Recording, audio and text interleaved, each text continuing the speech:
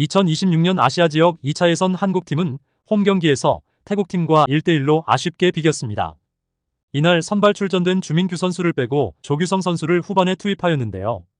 왜 조규성 선수가 아닌 왜 주민규 선수를 넣어야 하는지와 이강인의 자리에 이승우가 들어올 것을 우려해 이강인 선수의 부모의 반대 때문에 황선홍 감독이 이승우를 넣지 않았다는 이야기, 그리고 태국전 경기 당일날 정몽규 회장이 지시하여 자신을 비난한 관중과 경기장에서 싸움이 났던 일까지, 오늘은 왜 폭력 사태까지 벌어졌는지에 대해 알아보겠습니다. 구독과 좋아요 꼭 부탁드립니다. 이날 태국전은 새로 국가대표에 영입된 주민규 선수가 가장 핵심적인 관전 포인트였습니다. 주민규 선수의 플레이를 보면 그동안 손흥민 선수가 혼자 가지고 있던 부담을 덜어주며 앞으로 손흥민 선수와의 케미가 기대되는 경기였습니다.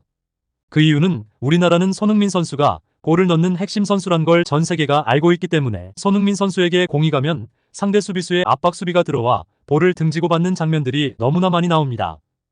토트넘에서 보면 손흥민 선수는 볼을 받은 후 50m씩 질주를 하여 골을 넣고 하는데 왜 한국 대표팀에만 오면 그런 장면을 볼 수 없지란 생각들을 많이 하실 겁니다.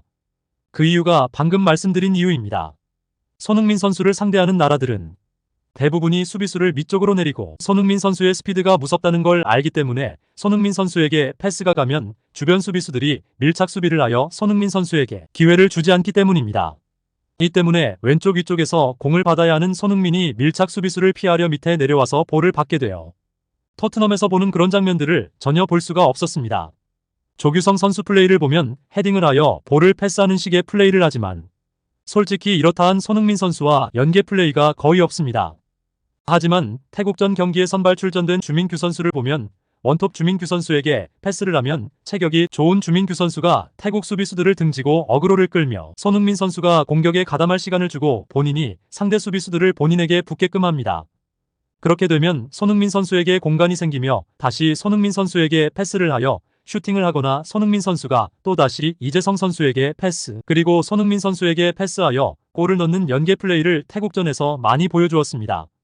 주민규 선수가 워낙 체격이 좋은 선수라 볼을 받은 후 상대 수비수를 상대로 벽처럼 이런 플레이를 할 수가 있는 것이죠. 물론 단점도 있습니다. 조규성 선수에 비해 스피드나 활동 반경이 떨어집니다. 하지만 조규성 선수는 지금까지 우리나라의 핵심 골잡이인 손흥민 선수와 시너지 효과가 난 적이 거의 없습니다. 조규성 선수와 함께 경기할 때 나오는 골들을 보면 대부분이 프리킥이나 서로 단독적인 헤딩이나 슈팅이었습니다. 주민규는 첫 경기 때 본인의 진가를 제대로 보여주었던 것 같습니다.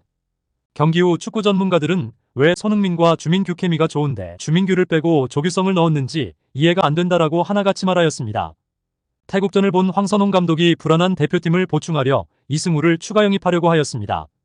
하지만 축구 관계자에 따르면 이승우가 추가되는 것을 이강인 부모가 황선홍 감독에게 강하게 반대를 하는 반응을 보였다고 합니다. 그래서 최근 뉴스를 보면 이승우 선수 추가 선발될 수 있다고 하였는데 이런 이유 때문에 무산이 된 듯합니다. 아직까지 이강인 선수에 대해 안 좋은 인식이 있기 때문에 만약 이 자리에 이승우 선수가 좋은 모습을 보여주면 이강인 선수의 입지가 떨어지고 보이콧하였던 광고 회사들과도 다시 광고를 진행하여 하는데 이런 부분들이 가장 큰 영향을 받게 되어 반대를 한 걸로 보여집니다. 또한 이날 태국과의 경기 중 관중석에서는 정몽규 회장의 지시로 보안 요원들이 정몽규 나가라고 하는 깃발을 든 관중에게가 깃발을 빼앗으며 폭력까지 썼다는 이야기가 있어 정말로 시끄럽습니다. 이날 VIP석에서 경기를 지켜보던 정몽규 회장은 6만 관중이 하나로 정몽규 나가, 정몽규 아웃이란 말을 외치는 것을 듣고 매우 화가 나서 이런 지시를 한 것으로 보입니다. 대한민국 축구의 미래를 위해서 정몽규 회장을 빨리 끌어내려야 하는데 피파 회장을 하려고 하는 정몽규 회장이라 쉽지가 않은 듯 보입니다. 끝까지 시청해주셔서 감사합니다. 구독과 좋아요 꼭 부탁드려요.